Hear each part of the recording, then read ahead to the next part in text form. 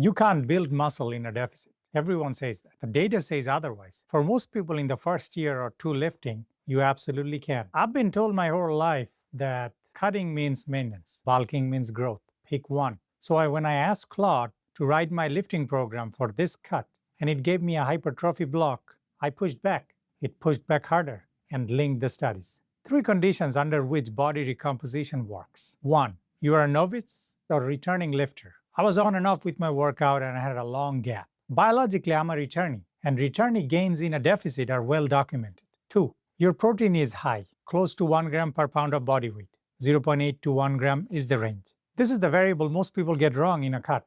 Three, your deficit is moderate, 500 calories or less, not 700 plus. A crash cut kills muscle protein synthesis. A controlled one does not.